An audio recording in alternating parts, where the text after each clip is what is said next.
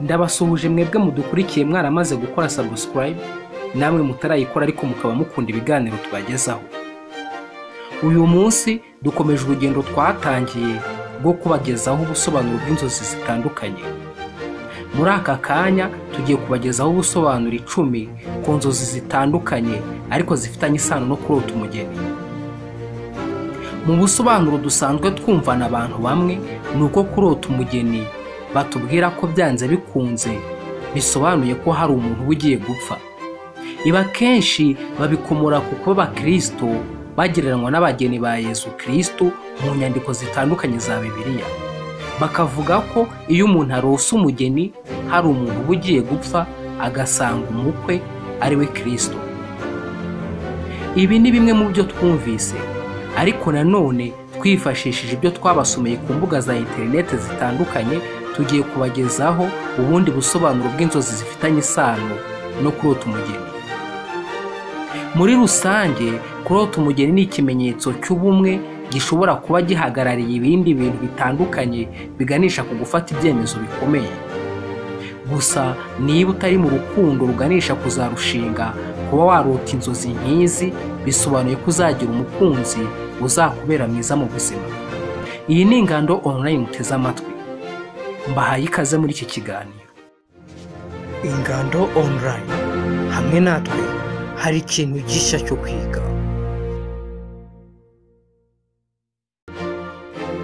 Niba ari ubwa mbere udusuye kuri iyi channel, ntibibagirwe gukora subscribe no gukanda ku nzogera kugira ngo ujye ubona ubutumwa bugufi bukumenyesha ko hari ikiganiro gishya turangije kugutegurira. Izi nzozi zo kurota umugeni ushobora kuzirota mu buryo butandukanye kandi zikagira ubusobanuro butandukanye ku buryo bukurikira.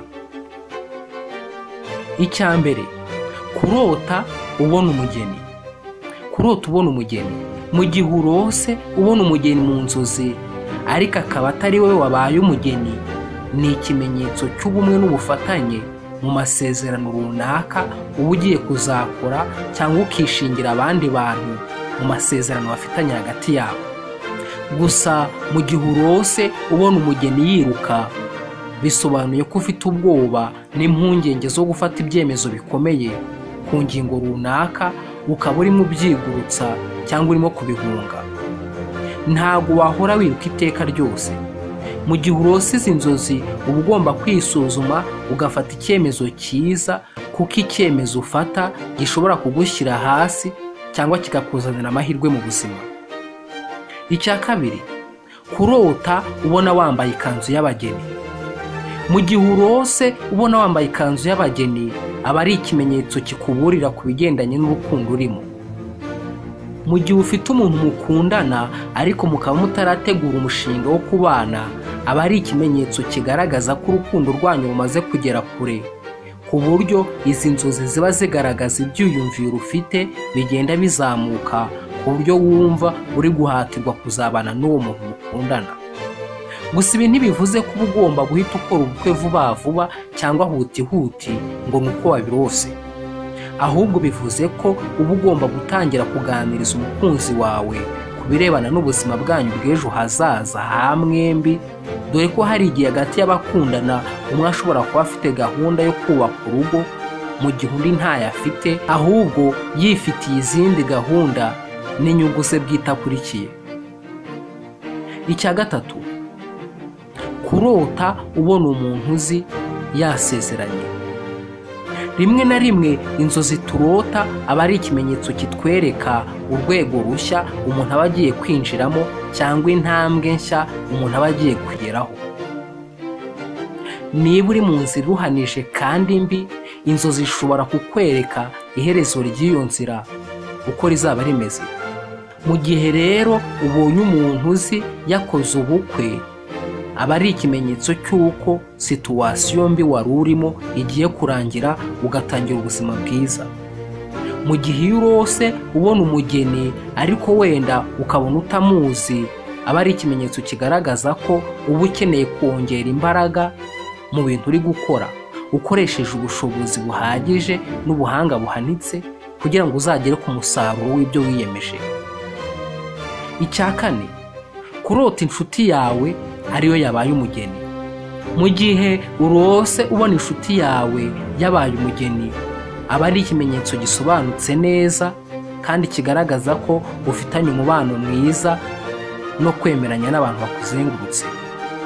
Mu buzima tubayeho buri munsi hari igihe wisanga uri mu buzima hafi y'abakuzengurutse bose nta muntu muvuga rumwe cyangwa ngo mwemeranye ku ngingo runaka, bigasa naho uri wenyine ku buryo n'uwo ugerageje gusanga ngo muganire ubona nta mwanya gufitiye.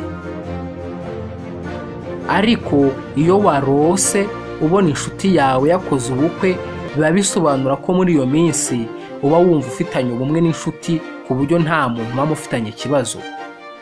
Mu gihe bimeze bitya, icyo ukwiye kumenya ni uko nubwo bigoye kubona umuntu wakwizera, ariko ukeneye kwizera inshuti zawe no gukomeza kubana nazo neza. Icya gatanu, kurota ubona ikanzu y'abageni imanitse ahantu runaka. Igihe urose izi nzozi ukaba wabona ikanzu y'abageni imanitse nk'aho bazikodesha cyangwa imanitse mu rugo rw'umuntu cyangwa ahandi hantu, biba bigaragaza uburyo ki urimo wiyumva mu mwuka w'urukundo. Iyo uri mu rukundo n'umuntu runaka, yaba ari umusore cyangwa umukobwa, aba ari ikimenyetso cy'uko utangiye kwiyumvamo urukundo rwinshi ku buryo uba utangiye kwifuza ko uwo mukundana yakubwira ko ashaka ko wamubera umugore cyangwa umugabo mugashyingiranwa, ariko ukaba wumva wowe ufite ubwoba bwo ko wabimubwira, ugatangira kwibaza impamvu atajya abikubazaho. Icya gatandatu, kurota umugeni yambaye imyenda itukura.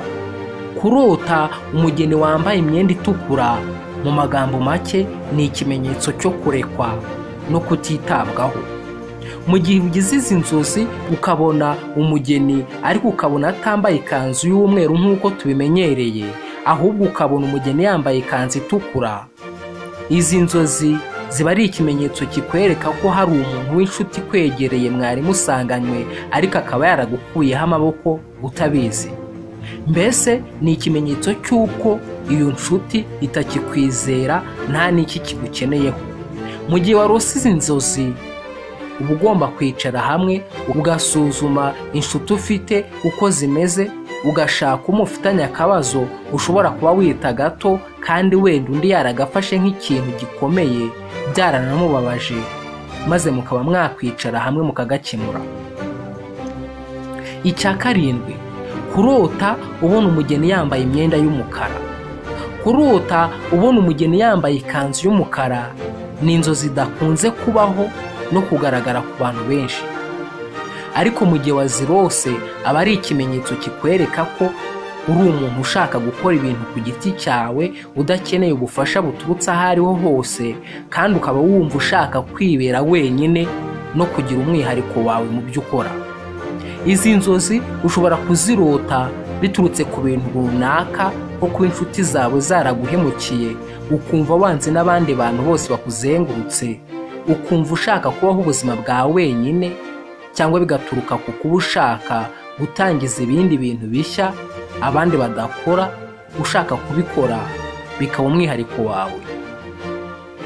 Icya munani, kurota uhobera umugeni. Mu gihe urose uhobera umugeni uba warose neza, kuko ngo kurota uhobera umugeni ari ikimenyetso cy'amahirwe adasanzwe uba ugiye kubona mu buzima. Ahangaha twavuga nko kuba ugiye kurizwa mu ntera ku kazi wakoraga no kongezwa umushahara, cyangwa ukaba ugiye kuva mu bushomeri. Biterwa n'ubuzima wari ubayemo muri iyo minsi. Iyo urose izi nzozi rero uba ugomba kwitegura kugira ngo hatagira amahirwe guca mu myanya y'intoki. Ikindi twakubwira ni uko kurota ubona uhobera umugeni, izo nzozi zifitanye ubusobanuro bumwe no kurota ubona umugeni atwite. Icya cyenda, kurota ubona umugeni ari kurira. Kuba waba uri mu nzozi ukarota ubona umugeni ari kurira bifite ubusobanuro bubiri bitewe n'impamvu biri gutuma uwo mugeni arira. Ubusanzwe amarira turira ashobora guterwa n'ibintu bibiri.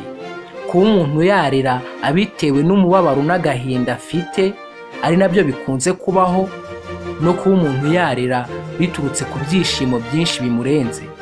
Gusa kuba umuntu yarizwa n'ibyishimo ntabwo bikunze kuba ku bantu benshi. Mu gihe rero urose ubona umugeni arira ariko akaba yarizwaga n'ibyishimo, aba ari ikimenyetso cyiza kikwereka ko hari ikintu cyiza ugiye kuzabona mu minsi ya vuba. Mu gihe iyo warose ubona umugeni arira abitewe n'agahinda yari afite, aba ari ikimenyetso kigaragaza ko hari ikintu kigiye kuzagutungura ku buryo utazi, bikaba bigusaba guhora witeguye kandi wigengeseye kugira ngo bitazakubana bibi. Icya 10, kurota umugeni apfira mu bukwe. Mu bigaragara izi ni zimwe mu nzozi mbi umuntu ashobora kurota. Kubona wari uri mu bukwe wishimanye n'abandi mwese mwari mwatahanye ubukwe, maze wajya kubona ukabona umugeni arapfuye. Izi ni inzozi ziteye agahinda. Mu gihe urose izi nzozi rero aba ari ikimenyetso kikuburira ko hari ibintu bimwe na bimwe nawe uzi byaguteza ibyago muri iyo minsi urimo, ukaba ugomba kurushaho kubyitondera. Tuvuge niba ukunda gutaha nijoro. Twese tuzi ko nijoro akenshi aribwo abagizi ba nabi bakunda kwigaragaza. Uba ugomba kujya utaha kare kuko hari ibibazo ushobora guhurira nabyo mu nzira. Ushobora no kuba wari ufite akazi ariko hakaba hari raporo zikenewe utatunganije neza. Uba ugomba kumenya ko hari igihe boss wawe cyangwa abagenzuzi bazi kubaza, maze ugakora ibishoboka byose ugashyira ibintu byose ku murongo. Iyi ni Ingando online. Mushobora kutugezaho ibitekerezo, inyunganizi cyangwa ibibazo mubinyushije mu mwanya wagenewe comment. Tuzabisoma kandi tubasubize. Mboneho n'umwanya wo kukubwira ko usibye hano kuri urubuga rwa YouTube, mushobora no kudukurikira kuri page yacu ya Facebook cyangwa mukadukurikira kuri Instagram yacu.